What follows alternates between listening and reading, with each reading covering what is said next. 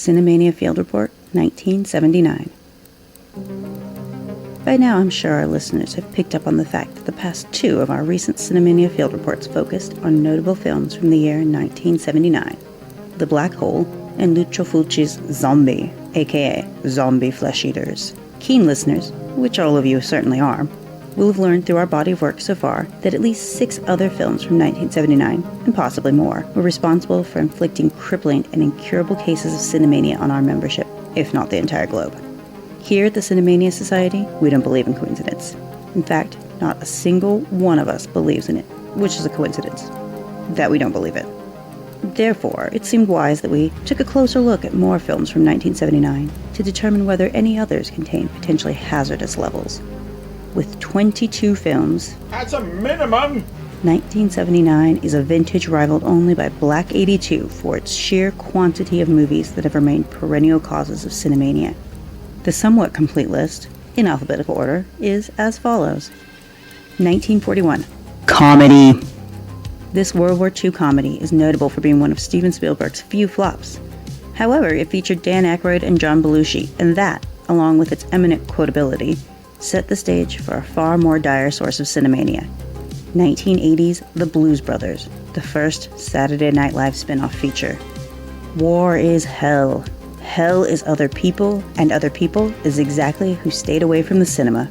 This is old school Spielberg, the Spielberg of giant angry sharks and Kali Ma, before he decided to become the family-friendly figure we know today. If this movie had taken off like a 1940s period bomber, then film history would have been different.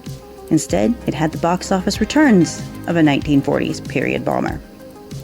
Alien. Sci-fi/horror. We used to like space. We enjoyed space. We were having a great day in space. Then, Alien happened, and the Cinemania sunk in like a parasitic xenobastard.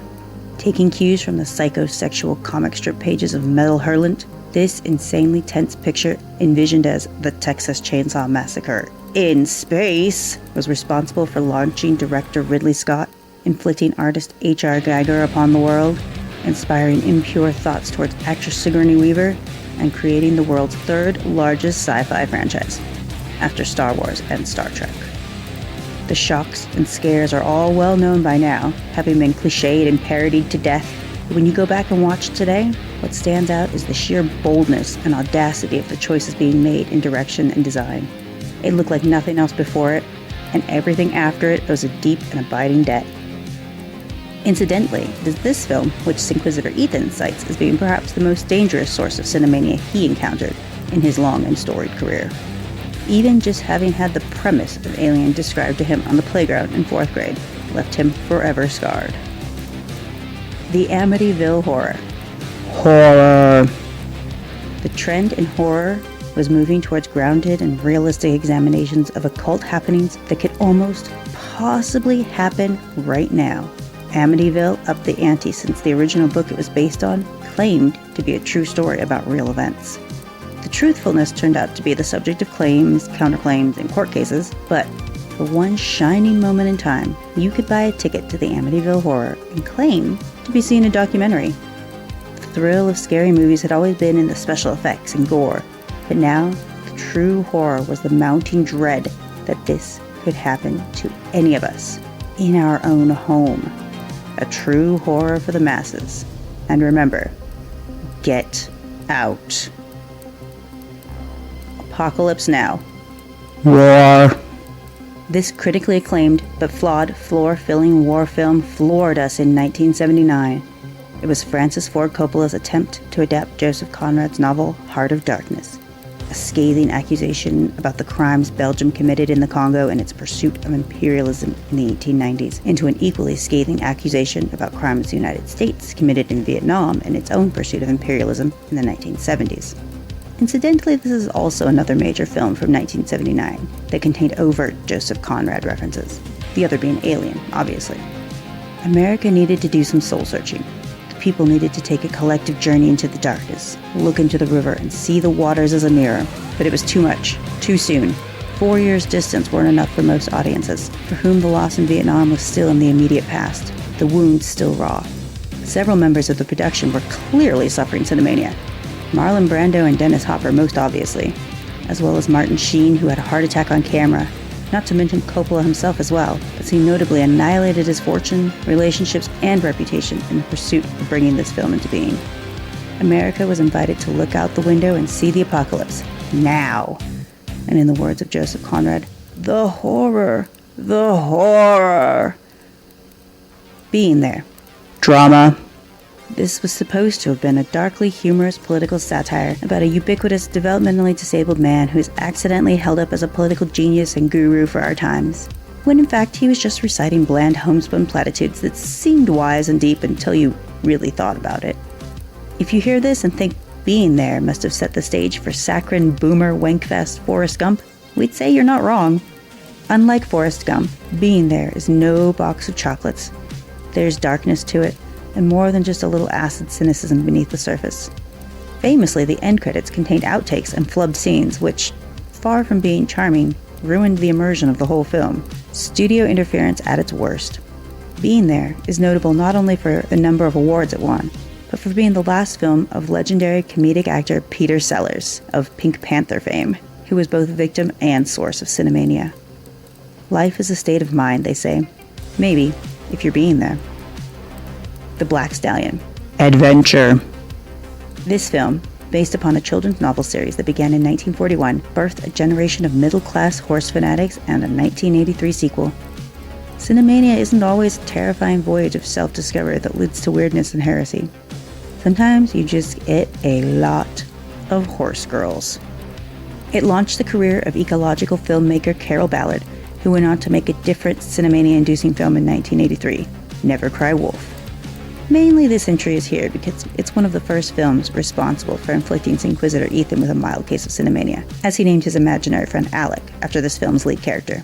The other members of the Cinemania Society wish it to be known that they objected to this inclusion, but were persuaded to back down when they were informed that Alec wants to burn things. Caligula. Historical drama / porn. This film is notable for being financed by pornographer Bob Guccione, founder of Penthouse magazine, as part of his quixotic quest to bring porn into the mainstream. In the case of this film at least, Guccione succeeded. Some of this crossover success was due to the star-studded cast. A Clockwork Orange's Malcolm McDowell is the title character, backed up by Helen Mirren, Peter O'Toole, and John Gielgud. But mostly it succeeded because Guccione created both R-rated and XXX-rated cuts, so Caligula could be shown in states where pornography was illegal, and these tamer cuts could promote the spicier version. We at the Cinemania Society have a theory that this film, particularly the notorious and very graphic girl-on-girl scene, directly inspired the hairstyle Deanna Troi wore in Season 1 of Star Trek The Next Generation. You know which one we're talking about. Yeah, Gene Roddenberry. We see you. Finally, as Profligator Daniel has mentioned several times, he encountered this film entirely too early in his life, and it afflicted him with a case of cinemania that has never fully resolved. It was far too long, graphic when it should have been subtle, and subtle when it should have been graphic. But the most striking thing about Caligula is that it's based entirely on real people and historical events that were claimed to have happened. This is possibly the most educational porn film of all time. And for that, it is very naughty and must be punished. The Jerk. Comedy. This film is notable for having been the feature film debut of stand-up comedian and SNL alum Steve Martin. Written by and starring Martin himself, this film incorporates several bits that appeared in his stand-up comedy work and established the template used by feature comedians and/or SNL alums looking to cement their status in pop culture via a feature film. What sets this one apart, however, is that it's actually funny. Steve Martin was considered a bold, fresh comic who had a uniquely bracing take on his material that was both shockingly frank, yet approachable. He was crazy enough to gain the respect of fellow comedians, yet sane enough to find widespread appeal to all ages. In fact, Steve Martin may have been some kind of artificial comedy life form sent to invade this world, and he must be stopped. The Jerk proved that when the material is good enough, and the comedian is a proven quantity, you can just point the camera and sometimes find gold. This, of course, led to a gold rush. Hindsight has since shown that The Jerk was but the first step upon a slippery descent into a darkness wherein lurked the sanity-shattering horror that is a Rob Schneider movie. The Frisco Kid. Comedy / Western. A weird little tale about a rabbi outlaw in the Old West. This film tried to do what Blazing Saddles did, but this time with wall-to-wall Jewish humor. This film wasn't a severe source of Cinemania, but it did feature the unlikely pairing of Gene Wilder and Harrison Ford. It has a shootout between the two that will forever dwell in a viewer's subconscious. The Long Good Friday. Action. This thriller was topical as hell at the time. It pitted two different organized crime outfits against one another, Cockney gangsters versus the IRA. We mentioned it in our profile on Handmade Films. The TLDR is that it's responsible for launching Bob Hoskins and Pierce Brosnan, better known as the fifth James Bond. More to the point, it launched London, a new London that was finally emerging from the ashes of war and reinventing itself as a modern city. Skyscrapers were going up. Americans were flooding in with wads of cash. The place was turning into something that Londoners of the day weren't really sure they recognized anymore. This tension between old and new seeped into the film in a uniquely British way and made a lot of people ask, if this is the future, is it really worth it? One thing's for sure, you'll never look at a bottle of spirits the same way again after seeing this film. You slag. Mad Max. Sci-fi/action. Post-apocalyptic films existed before Mad Max, but Mad Max made them cool. And it was effortless. Suddenly it was all clear. Of course this is what the future will look like. Of course we're all going to be racing for our lives against vicious biker gangs in a high-octane thrill ride to the future that for some reason is Australia. There's post-apocalypse, and there's post-Mad Max. This kaleidoscope of a film fused gonzo Ozploitation cinema with nihilistic punk sci-fi and thereby launched the careers of both director George Miller, who could have remained a perfectly good trauma physician had he not contracted a fatal case of cinemania, and actor-turned-anti-Semite Mel Gibson. Mel wandered into an audition the day after an unpleasant bar fight, looking battered and bruised, and a star was born. Mad Max forever changed the genre. It's responsible for inciting a post-apocalypse sci-fi franchise which has continued to the present day. This film and its sequels' depiction of the future, especially the stylings and production design, have fundamentally changed culture. Without Mad Max, hell, we wouldn't have Fallout. This film and its sequels had a profound effect on Scrutinizer Zachariah as a youth. As an adult, he now finds himself compelled to take an annual pilgrimage to Wasteland Weekend. Some say he's still out there, working on something inscrutable. Something better left out there. Meatballs. Comedy. Hard Bodies, Revenge of the Nerds, Wet Hot American Summer, American Pie, Pitching Tents, and other movies of that ilk owe their genetic heritage to the stains left by this only slightly rapey, sexy, camp comedy featuring SNL alum Bill Murray. Meatballs not only broke out with a rash of sequels, it left a lingering burning, thanks to the template it created for Cinemania-inducing sex comedies. Should probably get that checked out. Moonraker. Action. What happens when you want some Star Wars shaken into your James Bond cocktail? You get Moonraker. It's 007. In space! Moonraker is widely appreciated as the only good Roger Moore James Bond film. Which is a lie! He's a national treasure! But it's also the screen debut of Richard Kiel's massive and unforgettable steel-toothed henchman, Jaws. No, not the shark. Monty Python's The Life of Brian. Comedy. The specifics of this film have already been extensively covered in our conclave examining Time Bandits, as well as our profile in Cinemania on Handmade Films. The Life of Brian is a dire source of Cinemania that not only brought the careers of the Python troupe back from the dead, but also allowed the transubstantiation of ex-Beatle George Harrison from musician to film producer. This film was also one of the final nails in the coffin as a teenage Auntie Hope questioned and eventually left Catholicism. If that's not Cinemania, I don't know what is. Was Jesus actually pretty funny? Were the Romans too busy being laughed at for speech impediments to release the right guy? Is it always better to look on the bright side of life? All of these questions and more will go unanswered. This is purely a look at an entirely unrelated chap called Brian. Any similarity with persons dead, living, or embodying a life eternal beyond this one are entirely coincidental, which we still don't believe in. The Muppet Movie. Family. Full of felt, fun, and warm fuzzies, this stuffed bear of a road movie features the origin story of Kermit the Frog, his sidekick Fozzie Bear, and the rest of the Muppet crew, chasing their dreams of showbiz in a way which only a boomer could fantasize about. Seriously, actually listen to the lyrics of Rainbow Connection and tell me that ain't some narcissistic boomer-ass shit. Why are there so many songs about rainbows? Alright, wise guy, name 5. This film was the origin of at least 10 more Muppet-themed feature films, as well as several more direct-to-video releases. So don't you dare tell me this isn't a source of Cinemania. Velvety Cinemania. Phantasm. Horror.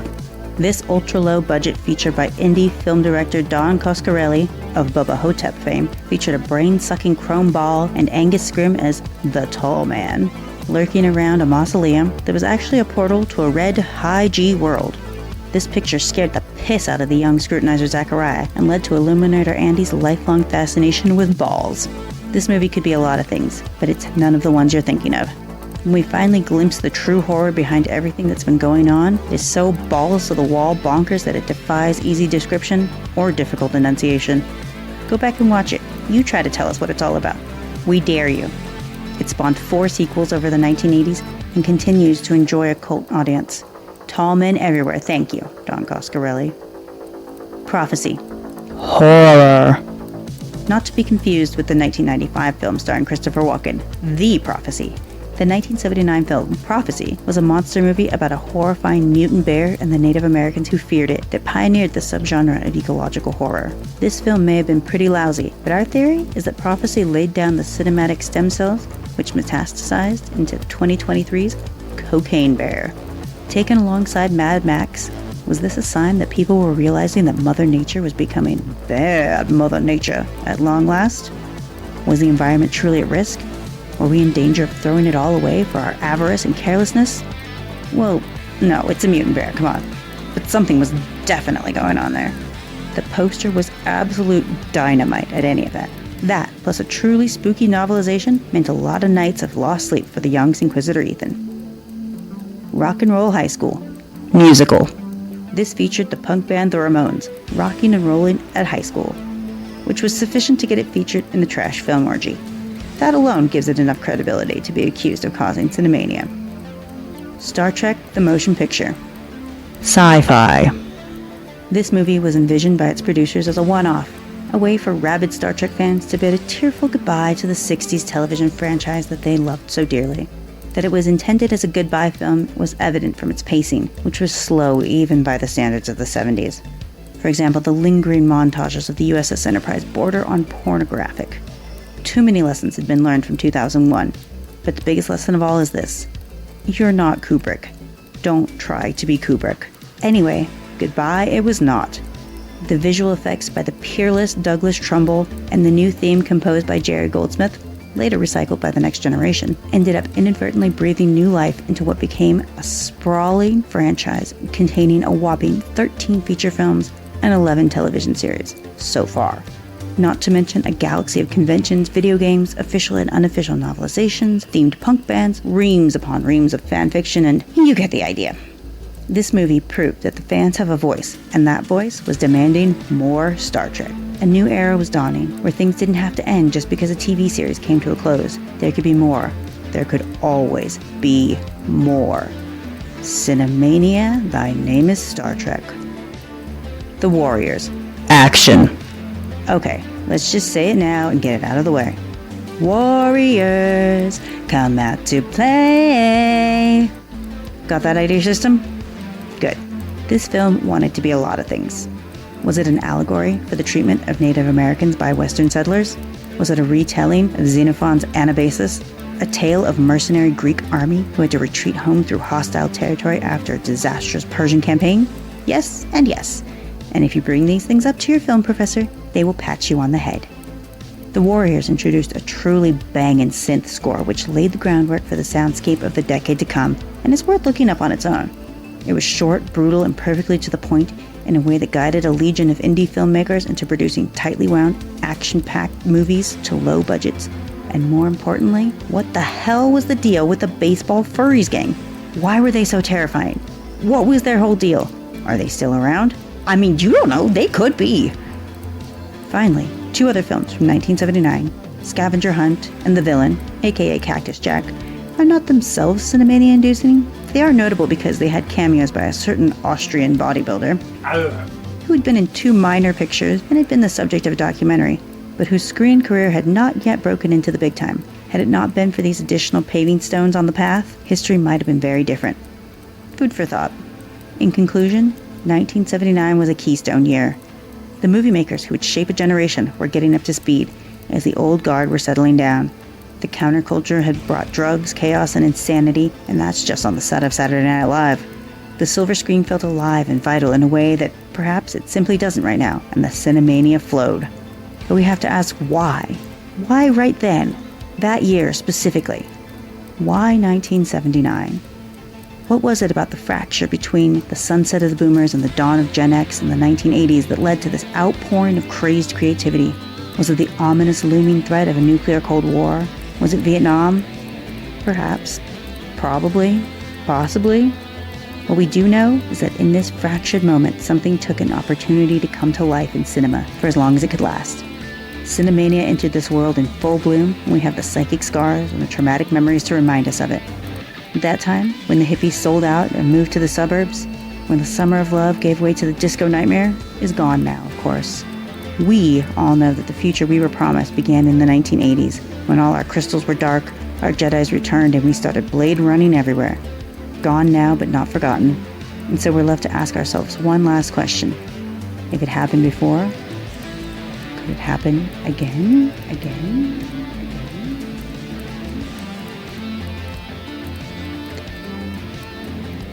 This has been another Cinemania Field Report.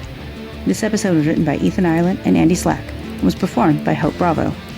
Music by Meteor at meteormusic.bandcamp.com.